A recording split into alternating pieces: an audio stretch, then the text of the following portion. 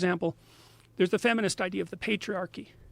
Well, the religious idea of society has a evil patriarchy notion built into it. That would be the dying king, the once great dying king. You see this in the Egyptian story of Osiris, for example, who's eventually chopped up by his evil brother. In a religious story, properly set up archetypal story, there's the natural world, the chaotic world, there's a positive element and a negative element.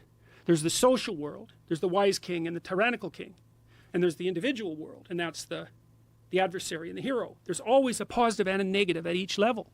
And it stops it from being an oversimplification, because it says to you, well, of course bloody society has an oppressive patriarchy, but it's also the wise father that has taught you to speak every word you know. It's like you don't get to say only this part of the story without having gratitude for this part of the story. And it's true at each level of the representation. A properly balanced story has got the balance between positive and negative always correct.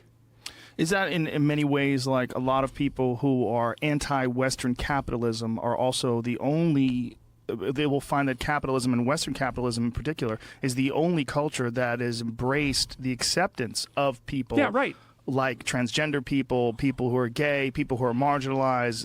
I mean, Western capitalist society is one of the very few cultures that openly abhors racism. Right. Well, and these people are anti-capitalist on their iPhones. Right, you don't get to do that. Right, it's a performative contradiction. That's so important. Yeah, they're on their iPhones while they're flying. Yeah. Yeah, it's while like, well, I'm flying. anti-capitalist. It's like, well, actually, no, you're not. You're just deeply confused. That's what you are. Is deeply confused. It's not capitalism that's the problem. It's evil that's the problem.